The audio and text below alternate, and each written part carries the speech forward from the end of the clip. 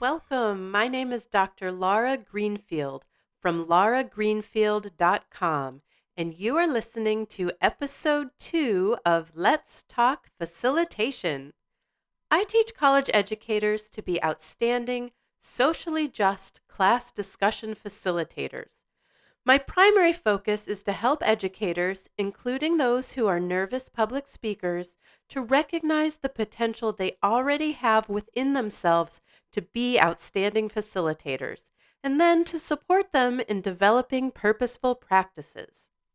In the last episode, I addressed how to get students to talk when there is overwhelming silence, and today we're addressing the opposite problem: how to deal with the students who dominate discussion. I'm going to share with you 5 reasons why certain students tend to dominate, and then 5 simple strategies in response for what to do when just one or a few students won't stop talking to the exclusion of everyone else. I chose this topic today because it is one of the most common sources of frustration that facilitators share with me, particularly facilitators who are trying to create equitable and accessible spaces for all of their students, and facilitators who worry about causing harm to the overly talkative students by shutting them down. I want you to have tools to create a more fair and balanced opportunity for all of your students to participate, not only to lessen your own frustration, but to lessen the frustration of the other students in the class. Students themselves report that this is one of the most frustrating dynamics that facilitators handle poorly. So if you want students to feel satisfied with their experience in your classes, this is a problem you're going to want to learn how to address effectively. In my experience, no matter the class or the group, there is always that one person who talks way more than their fair share and seems oblivious to the impact on everyone else. When I was pregnant with my second child, I signed up for a childbirth education class. It was a wonderful group of people who got together once a week and was led by a midwife and a trained facilitator. Now, despite the helpfulness of the group, there was one pregnant person in the class who talked and talked and talked way more than their fair share. And it was so irritating. I was there to learn about childbirth, not to learn about this person's life story. It was so irritating, I almost quit the group. Fortunately, the facilitators realized pretty quickly that this person was going to be a challenge, and so they took some proactive steps to make sure other people had a chance to speak. And so I fortunately stayed in the group. However, this isn't always the case. A lot of times, facilitators don't know what to do, and that person continues to dominate and dominate and dominate. Now, as we're looking for solutions, we first want to ask, is it a problem that certain students talk more than others? Well, often the answer is yes, it is a problem because it's not fair to the other students. It creates frustration, and it means that less ideas are able to emerge because they're only coming from one or a few individuals. It's also intimidating to other students. It's hard to change up the dynamics when one person's voice takes up most of the airtime. It's really hard to break that pattern once it has solidified.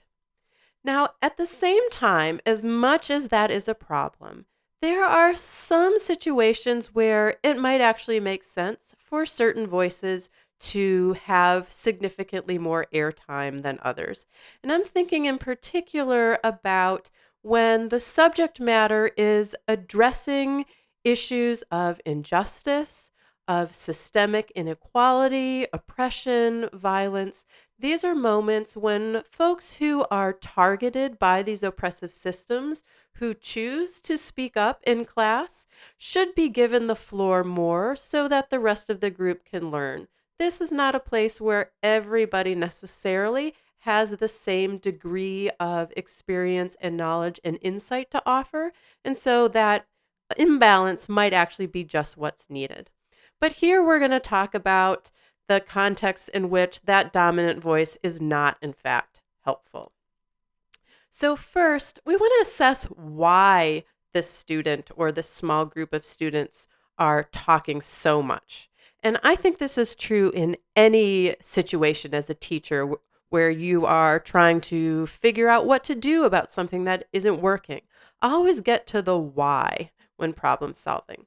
So I'm going to share with you 5 reasons why students might dominate, and then we're going to go back through each one and talk about what you might do in response. So the first reason why a student might dominate is that they're simply outgoing, they're energetic, and they're excited about what they're talking about, and they get a little carried away. Number 2, another reason that a student might dominate is because they think they're helping you. They are worried that your feelings are going to be hurt or that there's going to be a long, awkward silence if nobody says anything. And so they think by constantly jumping in, they're in fact doing you and the class a service. A third reason that a student might dominate is simply because they lack a certain kind of social awareness. They may not have learned to pick up on particular cues, or you may be assuming that everyone should have a neurotypical response, whereas some people, such as those with autism spectrum disorder, may read social cues differently and can't pick up on the subtle messages from the group. So the kind of sort of fidgeting and looking away and a steady stream of other hands raised that might cue in a neurotypical person that they're speaking too much might not catch the attention of someone else. Number 4 reason why a person might dominate a discussion is that they might feel more knowledgeable or more experienced about the subject than their peers and are trying to be a leader in the class. That might be coming from a place of wanting to help teach, or it might be coming from a place of ego of wanting to show off their superior knowledge. And finally, a reason why a student might dominate is they might themselves hold a dominant social identity and might have been conditioned to behave in a way that perpetuates certain oppressive patterns. In other words, because of their social identity, they might have been taught that they are entitled to take up that amount of space. So those are the 5 reasons that we're going to discuss. We're going to go back now and look at each one in turn and address what to do about it. So going back to number 1, that the dominant student is really just outgoing and energetic, and they got carried away in the moment because they were excited about what they were talking about. In my experience, students in this position tend to be the most responsive to redirection, that they are less likely to be defensive and more likely to care that they are having a negative impact on others. So in response to this sort of student, I would encourage you not to be shy to interrupt them and call it to their attention, but to do so in a kind way. So you might say something such as, "Thank you so much, student. It's time to hear from someone else now." Or you might say, "That is such a helpful point. I wonder if anyone else has a response." Or you might say, "Thank you for your enthusiasm, student, but we've got to leave time for others." So oftentimes with this kind of enthusiastic student, simply a little reminder that they've gone on a bit too much and it's time for someone else is enough to make them say, "Oops," and pull back and create that space for others. Now, the second student that we discussed is one who is dominating because they think that doing so is helpful. They are worried that you are uncomfortable with the silence and they don't want you to feel bad if nobody else is responding to your prompt. So they are quietly or not so quietly trying to have your back. So what to do about this kind of situation? Well, I have found that it is helpful to establish at the beginning of a course or even at the beginning of a particular conversation that you are extremely comfortable with so-called awkward silence. In other words, you might say that you welcome that silence, that you think it's important for people to have the time to think through their comments before jumping right in. And so you are going to, in fact, value moments of pause in the conversation as people are preparing to speak. And so emphasizing your willingness to sit in that silence can hopefully cue in those who are uncomfortable with it to pull back. And you can even say explicitly, don't worry about me. It doesn't hurt my feelings if someone doesn't answer a question. I don't need help in that way. My goal is for you all to learn. And if people are confused or stuck or need more time, I am perfectly happy to offer that. Another part of that framing discussion could be explaining the purpose of the discussion. So you might make it clear that you are not looking for people to come up with the right answer. This is not a quiz, but rather you're looking for collective participation. You're looking for multiple students to share lots of different ideas so that we can be exposed to different points of view or build on one another's ideas and questions. And so that the goal is not simply for you to hear certain answers, but really to get everybody talking. So hopefully that can provide a little bit of prevention of this sort of student feeling tempted to speak up. But even when they just can't help it and they want to jump in and rush to your aid, you might see, for example, that they're raising their hand and say something like, I see your hand, student, and I appreciate it. But before I call on you, I'd like to hear from someone who hasn't spoken up yet today. And then after making that sort of statement, wait. And no matter what, do not resort to calling on them next. And it might be really tempting, especially if there's lots of awkward silence. But if you give in and say, okay, student, no one else had anything to say, it's all you now. What that does is it sends the message to the rest of the group that if everybody just waits long enough, this student will eventually get the next word in. And so what you do is you condition people to be quiet. And so you want to show the class that you are willing to wait as long as it takes for somebody else to speak up. And then they are more likely in the future to raise their hands and participate. So number 3, the third reason a student might dominate is because they lack social awareness. They may not be neurotypical. They may not have developed an ability to read certain social cues. And so how you respond to this sort of student is going to be very different than the other two approaches. Now, one approach that I encourage is to give a little bit of grace. Forcing people to pass as neurotypical by teaching particular cues and expecting them to follow them really is not kind and overall is not effective or helpful. So, give people a little leeway if they tend to talk a bit much or not pick up on the messages their peers are silently sending. But you can also provide some guidance to the class as a whole about participation expectations, independent of the need for individual students to pick up on social cues. So rather than teaching social cues, we're going to identify several concrete processes that students can use to determine should I speak or not. So, for example, you might say that everyone in the class has opportunity to comment 3 times during the discussion. And once you have used up your 3 comments, then you are done for today, and your role in the discussion is as a listener, and the other students now become the speakers. So you could have sort of an objective number that everybody follows. Or a variation of that might be coming up with something like, once somebody makes a comment, please don't comment again until at least 5 other people have contributed verbally. And so that way somebody can just sit and count and they know that once 5 other people have spoken, then it's perfectly welcome for them to raise their hand again. So there are many other tricks like this that you could come up with to provide a little bit of structure to the discussion. Another opportunity would be to talk to that individual privately.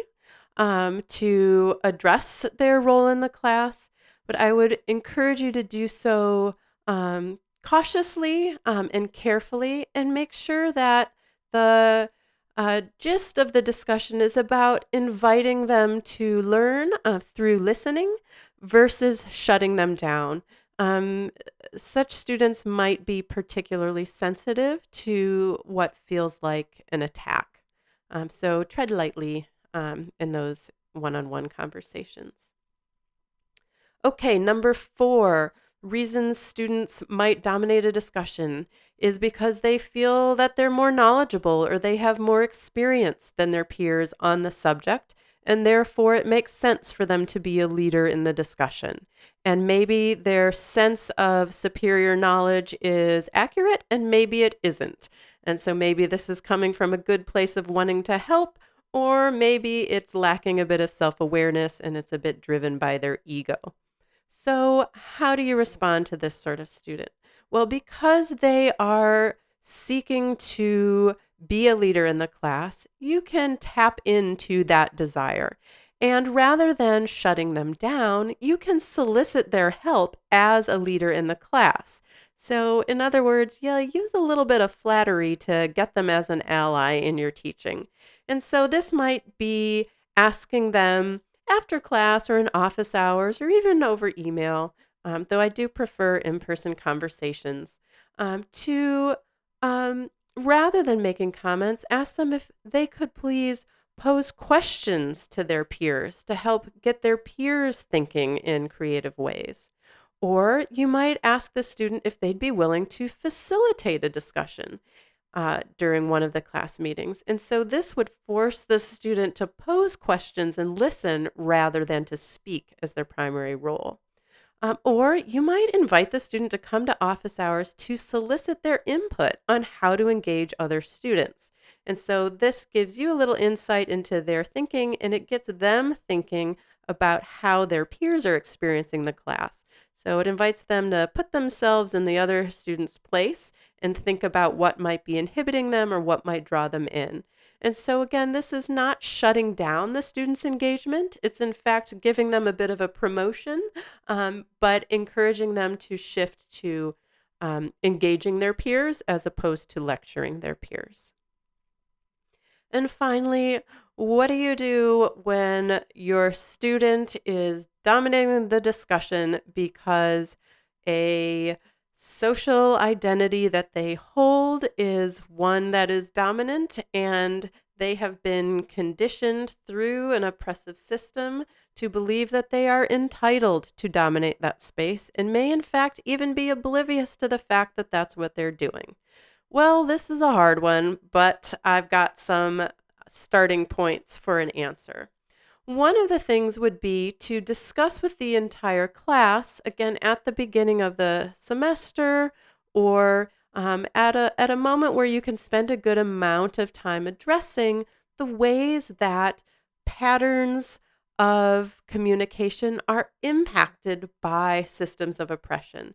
And so you could talk about some common patterns to be on the lookout for as a participant in a group discussion. And so these might be things such as the tendency to interrupt marginalized students, the tendency to argue with or dismiss the contributions of marginalized students, the tendency to simply take up more time, and so forth. So you might talk about this so the whole class can be on the lookout. So when such a pattern emerges, other students feel more empowered to intervene and help you out. So this is not all just on your shoulders to solve. With this kind of student, it is important to be courageous in cutting them off, particularly if that student is belligerent in their commentary, because usually this is not an isolated incident. So different from the one student who just got a bit excited and carried away, this is a student who has a history of patterned behavior and is likely going to be defensive if you try to more subtly navigate around it. And so what you might do is cut them off as they're speaking and be very direct in inviting the student to participate only by listening rather than speaking. And that may be look like something such as, listen, student, thank you very much for your contributions today. However, we are addressing sexism, and because of the nature of this discussion, we would like to prioritize the voices of folks who are targeted by sexism to discuss their experiences. And so I'm going to invite you to step back from speaking in the discussion and use today as an opportunity to really listen, to get new insights about experiences that are different from your own. And if you have questions about that expectation, I'm happy to talk with you more after class. And from there, that student does not get the floor for the rest of class. Now, it might feel intimidating to have to cut someone off in that kind of way, but I have found that that is really the only effective method, is to take away the platform from that sort of student. And as uncomfortable and as awkward as it may be, and even with the pushback that you may get as a result, you are doing the right thing by disrupting oppressive patterns and therefore implicitly supporting the marginalized or targeted students in the group. Now, getting dominant students to pull back is just part of the puzzle. The other part is getting the rest of the class to speak up. I put together a free PDF for you titled The Ultimate Quick Start Guide to Getting Students to Talk. If you want to feel more prepared in generating a lively, full class conversation, I want you to check out this free guide for a bunch of simple strategies you can use right away in your very next class to more confidently get everyone talking. So head over to lauragreenfield.com/2, that's the number 2, to grab your copy of the PDF, The Ultimate Quick Start Guide to Getting Students to Talk. Thanks so much for listening in today, and until next time, happy teaching.